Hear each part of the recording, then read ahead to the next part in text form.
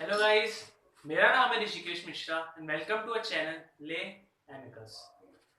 तो कैसे हो सब लोग भाइयों? बढ़िया, सब मस्त, बढ़िया। गाइस, अभी हमने कुछ दिन पहले एक सर्वे किया था जिसमें हमने लोगों से पूछा था कि आप उन्हें किससे रिलेटेड वीडियो चाहिए। तो बहुत से लोगों ने कहा कि आप क्रिमिनल से रिलेटेड लाओ, क्योंकि सही बात है, टाइम भी बहुत हो गया है क्रिमिनल को आए हुए। आखिरी वीडियो हमारी थी ट्रायल से रिलेटेड, 226 से 237। तो हमने कहा चलो ठीक है, अब ट्रायल आ चुका है तो क्यों ना बेल लेके आया जाए, है ना, क्योंकि ट्रायल और बेल बहुत एक दूसरे क्लोजली कनेक्टेड है। ठीक है, तो हमने कहा चलो ट्रायल आ गया है तो क्यों ना बेल लेके आए, क्योंकि बेल बहुत क्रिमिनल लॉ में बहुत इंटरेस्टिंग और बहुत इंपॉर्टेंट टॉपिक है। बेल मतलब एक राइट है एक तरीके का, जो अक्यूज्ड है, जो अरेस्टी है, वो एक्सरसाइज करता है। तो आज हम वही डिस्कस करने वाले हैं कि बेल कौन कौन से सर्कमस्टेंसेस में बेल मिलती है, मतलब बेल मैंडेटरी है देना। कौन कौन से सर्कमस्टेंसेस ऐसे हैं जिसमें बेल देना मैंडेटरी हो जाता है, जिसमें आपको बेल देना ही पड़ेगा। ठीक है, तो आज हम वही सर्कमस्टेंसेस डिस्कस करेंगे, लेकिन हम इसको दो पार्ट में लेके आएंगे, क्योंकि ये थोड़ा बड़ा बेल का जो कॉन्सेप्ट है बहुत बड़ा है। बेलेबल ऑफेंस और नॉन बेलेबल ऑफेंस में कैसे बेल दी जाती है ना, ये थोड़े बड़े कॉन्सेप्ट है। तो आज हम डिस्कस करने वाले हैं सेक्शन 436 ऑफ सीआरपीसी, जिसमें हम डिस्कस करेंगे बेल गिवन। ठीक है, जिसमें हम 436 ऑफ सीआरपीसी के जितने भी इंपॉर्टेंट पॉइंट्स हैं वो सब कवर कर लेंगे। ठीक है, तो आज हम डिस्कस करेंगे पहला सर्कमस्टेंस जिसमें बेल लेना मैंडेटरी हो जाता है। वो क्या है पहला सर्कमस्टेंस, वो समझते हैं। और उससे शुरू करने से पहले यार मैं आपको ये बोलना चाहता हूँ कि अगर आपको यार मेरा वीडियो अच्छा लगता हो, अगर आप देखते हो और इन्फॉर्मेटिव लगता हो, काम की लगती हो, यार प्लीज सब्सक्राइब करो मेरे चैनल को, ले एमिकस को। बहुत सपोर्ट की जरूरत है गाइस, है ना। अब हम शुरू करते हैं। तो आज हम पहला सर्कमस्टेंस डिस्कस करने वाले हैं, when the arrestee is not the accused of non bailable offence. Where the arrestee जो अरेस्ट हुआ है is not the accused of non bailable offence, मतलब उस अरेस्ट जिसको अरेस्ट किया गया है उसने नॉन बेलेबल ऑफेंस नहीं किया है। तो पहले समझना पड़ेगा कि भाई नॉन बेलेबल ऑफेंस क्या होता है। नॉन बेलेबल ऑफेंस मतलब कॉग्निजेबल ऑफेंस। कॉग्निजेबल ऑफेंस क्या मतलब, जिसमें जिसकी ग्रेविटी बहुत हाई होती है, जैसे मर्डर, रेप, ये सारे कॉग्निजेबल ऑफेंस में आते हैं। और नॉन कॉग्निजेबल ऑफेंस क्या होते हैं, प्राइवेट रॉन्ग्स, छोटे मोटे रॉन्ग्स। ठीक है, तो where the arrestee is not the accuse of non bailable offence, मतलब उसने नॉन बेलेबल ऑफेंस किया नहीं है और उसको अरेस्ट कर लिया गया है। तो आज हम ये डिस्कस करेंगे। तो हम पहले इसको पढ़ते हैं लैंग्वेज को, फिर हम आपको समझाएंगे। चलिए, तो where a person who is not the accuse of non bailable offence is arrested और detained without warrant and is and he is prepared to give bail, the police officer or the court having custody of such person is required to release him on bail। तो कोई person है जो कि accused नहीं है non bailable offence का और उसको अरेस्ट कर लिया गया है विदाउट वारंट, और वो चाहता है बेल को क्लेम करना, तो पुलिस और कोर्ट को जिसने जिन्होंने उसकी कस्टडी रखी हुई है उसको रिलीज करना पड़ेगा ऑन बेल। क्लियर है? और साफ शब्दों में कहूं कि अगर एक पर्सन है जो कि अक्यूज नहीं है नॉन बेलेबल ऑफेंस का, मतलब उसने कॉग्निजेबल ऑफेंस नहीं किया, उसने मर्डर रेप नहीं किया, उसने कोई छोटा मोटा प्राइवेट रॉन्ग किया और उसको अरेस्ट कर लिया गया है विदाउट वारंट, और वो चाहता है बेल को क्लेम करना बिफोर कोर्ट और पुलिस, तो कोर्ट और पुलिस को उसको बेल देनी होगी अंडर सेक्शन 436(1). ठीक है, अगर वो चाहता है बेल क्लेम करना तो बिफोर कोर्ट, तो पुलिस ऑफिसर और court having custody of such person, जिन्होंने उसकी कस्टडी रखी है, उनको बेल देना पड़ेगा उस पर्सन को, उसको रिलीज करना होगा। ठीक है, क्लियर है था? तो अब सेकंड पॉइंट क्या है, bail is a matter of right but the thing is he is to be ready to furnish the bail before the court by giving surety और बॉन्ड।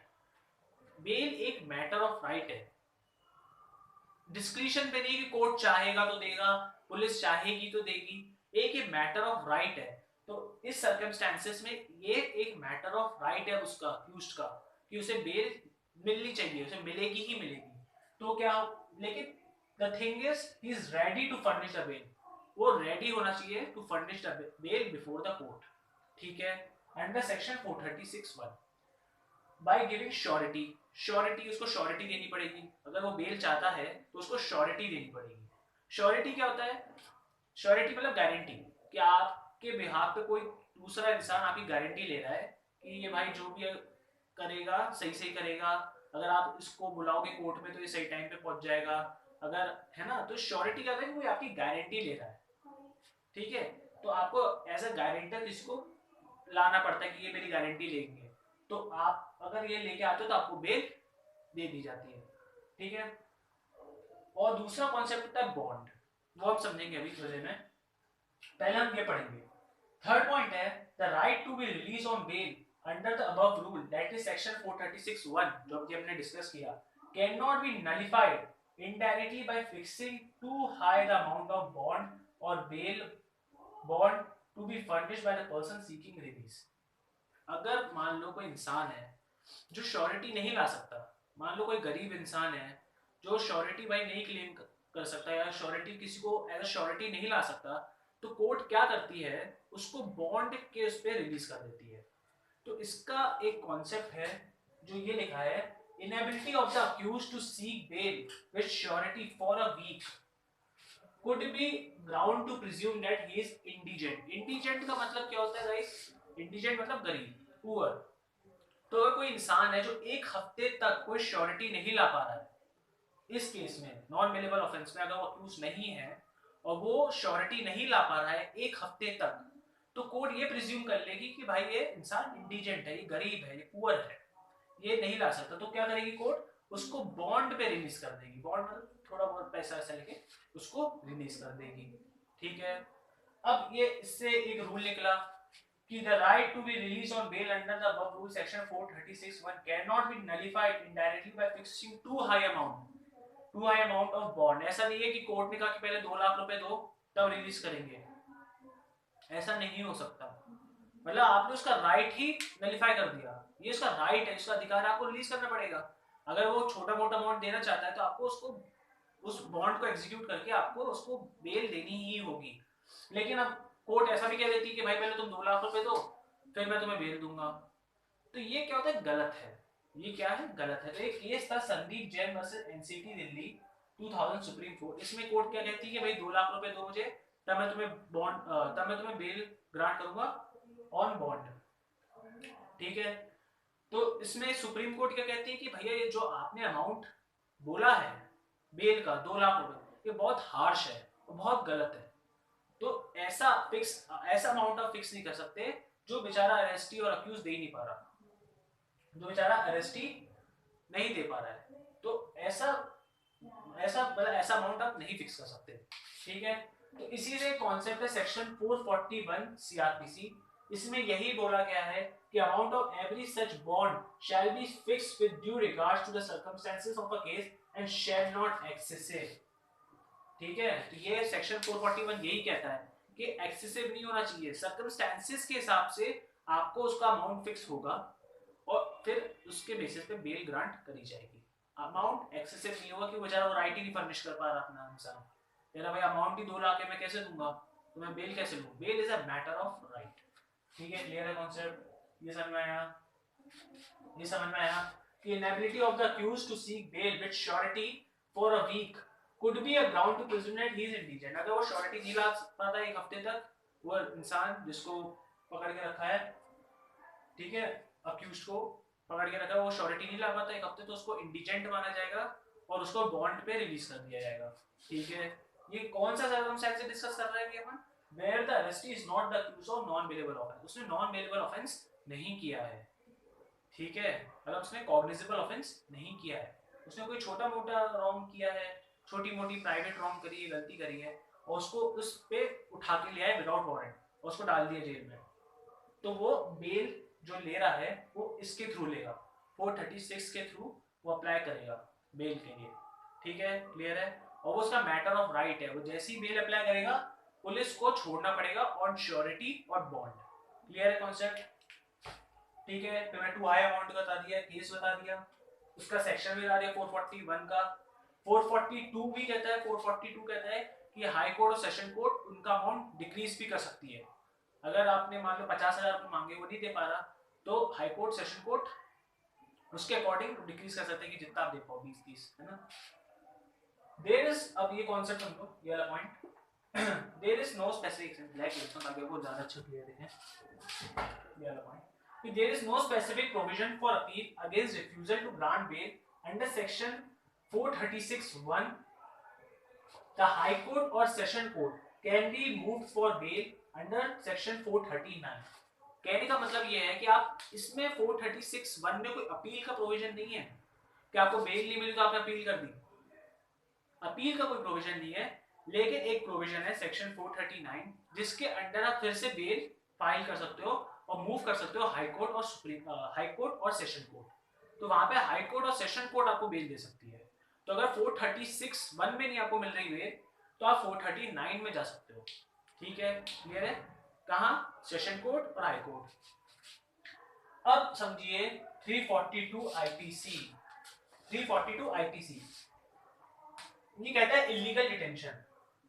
मान लीजिए भाई पुलिस ने आपने बेल अप्लाई करी 436(1) में क्योंकि आपने नॉन बेलेबल ऑफेंस किया था, नॉन बेलेबल ऑफेंस नहीं किया था और आपको विदाउट वारंट पुलिस उठा के ले गई और आपने 436 में अप्लाई किया बेल का, पुलिस ने मना कर दिया और आपको पकड़ के रखा हुआ है, जब्त करके रखा हुआ है, तो ये बहुत गलत है। इस पे पुलिस पे आईपीसी का सेक्शन ठुकेगा फॉर रॉन्गफुल कन्फाइनमेंट का, जो कि डिफाइन है 342 आईपीसी में। 342 आईपीसी में इलीगल डिटेंशन से रिलेटेड बात की गई है, रॉन्गफुल कन्फाइनमेंट की बात की गई है कि अगर पुलिस आपको बेल नहीं दे रही है, रिफ्यूज कर देती है 436 में, 436 में अगर आपको रिफ्यूज कर दिया गया है और आपको फिर भी पकड़ के रखा गया है तो वो रॉन्गफुल कन्फाइनमेंट है, वो डिटेंशन इलीगल है।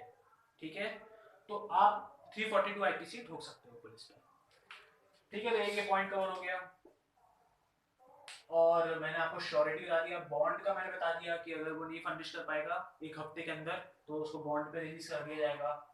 मैटर ऑफ राइट है, बेल एप्लीकेशन इज जनरली और most of the cases exercise at the stage of pre trial और before the submission of chargesheet. ये बहुत इंपॉर्टेंट पॉइंट है गाइस, इसको हम अगले वीडियो में डिस्कस करेंगे 437 में कि जो बेल का प्रोविजन होता है ना, ऐसे नहीं कभी भी उठा के फाइल कर सकते हो, आपको before the submission of chargesheet file करनी पड़ेगी। जब तक चार्जशीट फाइल होने से पहले आपको फर्निश करनी पड़ेगी बेल, आप रेडी लगने चाहिए कि मैं बेल फर्निश करना चाहता हूँ। तो ये कॉन्सेप्ट हम समझेंगे, बहुत इंपॉर्टेंट है। इसमें 90 डेज का कॉन्सेप्ट, सेक्शन 167 आ जाएगा इसमें, वो हम दूसरा सर्कमस्टेंसेस है वो हम डिस्कस करेंगे अगले वीडियो में। अभी तो ये पहला सर्कमस्टेंसेस था कि where the arrest is not the accuse of non bailable offence, तो वो बेल कौन से सेक्शन के थ्रू अप्लाई कर सकता है। तो मैंने आपको बताया कि 436 में वो अप्लाई कर सकता है। ठीक है, तो कॉन्सेप्ट क्लियर है गाइस? कोई भी पॉइंट मैंने नहीं छोड़ा है, हर पॉइंट मैंने कवर कर दिया है। केस लॉ मैंने बता दिया आपको, ये पूरा मैंने आपको बता दिया। श्योरिटी बॉन्ड विदाउट वारंट का मैंने पूरा आपको बता दिया। विदाउट वारंट का मतलब होता है कि without the permission of the court. ठीक है, तो अगर आप कोई इंसान हो, आप जा रहे हो, पुलिस आती है, आपको उठा ले जाती है और आपने कोई नॉन बेलेबल ऑफेंस नहीं किया है और विदाउट वारंट आपको उठा ले जाती है, तो आप बेल के लिए अप्लाई कर सकते हो, प्रिपेयर टू गिव बेल, और फिर पुलिस को छोड़ना पड़ेगा। ये मैटर ऑफ राइट है आपका। ठीक है, तो गाइस आज के लिए सिर्फ इतना ही है, आज के लिए सिर्फ इतना ही। आई होप आपको ये वीडियो पसंद आया हो, कॉन्सेप्ट क्लियर हुआ हो, और अगर कोई डाउट हो तो आप कमेंट सेक्शन में मुझे बता सकते हैं, मैं बिल्कुल इसको डील करूंगा। ठीक है, तो अगर आपको वीडियो अच्छी लगी हो गाइस तो प्लीज़ मेरे चैनल को सब्सक्राइब करें, उस वीडियो को लाइक करें, कमेंट करें और शेयर करें ज़्यादा से ज़्यादा, ताकि लोग ज़्यादा तक लोगों को पता चल सके, है ना। तो खुश रहो और stay safe, stay home. Thank you.